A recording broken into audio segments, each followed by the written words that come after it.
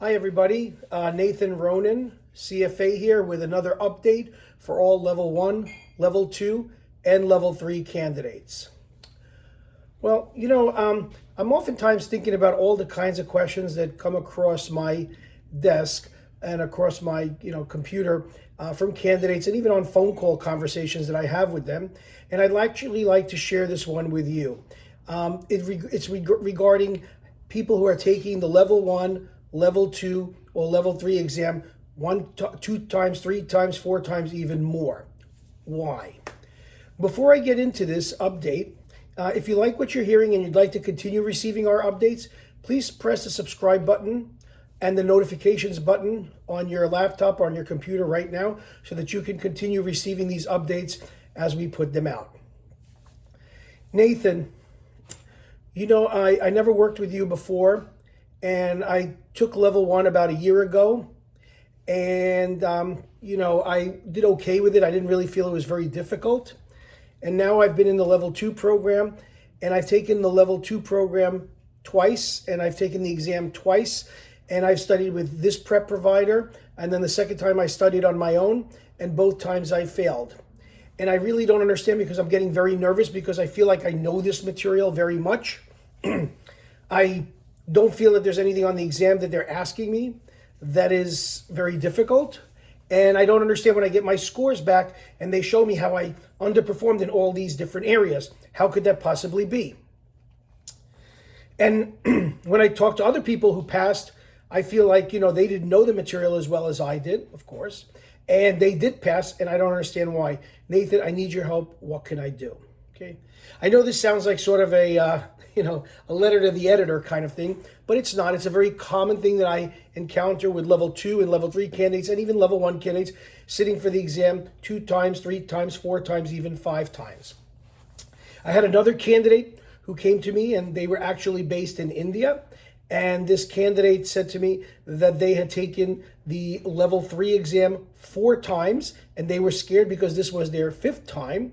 And they know that they only have 6 times at the wheel, and they don't want to be out of the program. Nathan, you got to help me. I never used your services before. What do I do? How do I do this? Whatever you say, I'll just do it. Well, I think the biggest problem that I find with people who are taking any of the CFA exams multiple times is not that they don't know the material. It's not that they didn't put in the time. It's not that they don't understand the questions on the exam. The problem that I find is that they are not really doing quality study, quality preparation, and quality focus. They are distracted. And that is the key word today, distraction. There are so many distractions in your life today, whether you recognize it or not, that could totally impact the way that you're preparing for any of the CFA exams and getting the charter. The biggest distractions I see are people who obviously have families. They got married, they have children. Children requires work. Maintaining a marriage requires compromise. And this takes time as well. And it's time that takes away from their studies, okay? Other people, a factor is that they work very long hours. They work 16 hours, 17 hours for an investment bank or a commercial bank or some kind of hedge fund. Okay, that's also a distraction. A major distraction that I see a lot of times is usage of social media. A lot of people like to, on their downtime, get on Facebook or Instagram or Snapchat or whatever, TikTok or whatever, look at all kinds of things, send out all kinds of things, post all kinds of things. That's a complete time waster.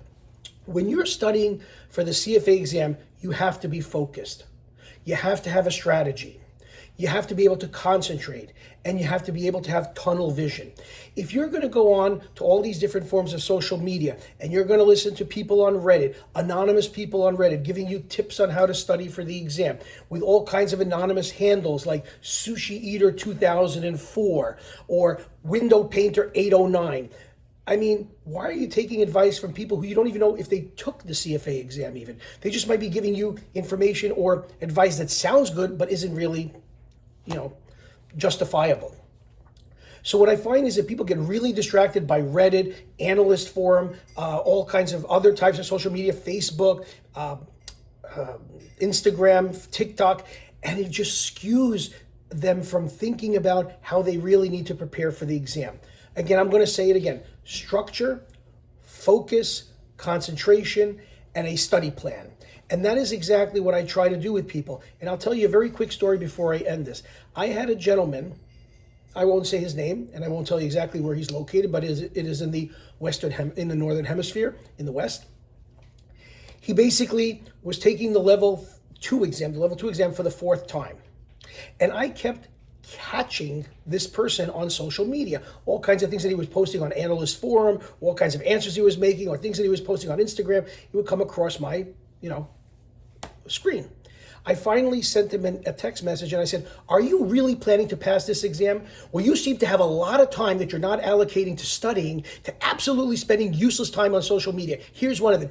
Good luck on your 5th and 6th time on taking the exam. He called me right back and he goes, wow, that was harsh. Yes, it was.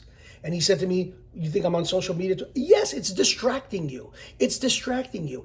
Get off the social media, I told him.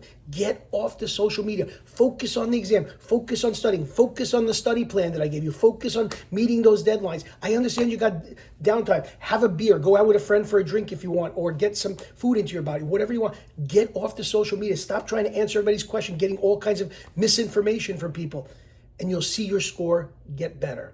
And that's exactly how he passed the level 2 exam. He closed down, he shut down the social media for 3 months, focused on the exam. He was much more clean and pure when he went into that exam, and he passed his level 2 exam, and he's sitting at level 3 today. Same thing, people have distractions. Again, as I said, it could be a husband, a wife, it could be a significant other, it could be children, it could be social media, it could be work, it could be a bad boss, it could be a bad friend, it could be a bad girlfriend, a bad boyfriend. But distractions can absolutely wreck your confidence when you're studying. You think you're studying, but you're just going through the motions, and it can impact your final result. So what I would do is I would focus on trying to eliminate many of these distractions when you're preparing for the level 1, 2, or 3 exam, because retaking these exams are very expensive in terms of the financial commitment and your time. If you have any other questions about this, happy to answer them for you. But again, focus on eliminating as many distractions as you can out of your life and keep that tunnel vision to passing the exam. And after you take the exam, open up the social media again. Have a good day, and I hope this helps.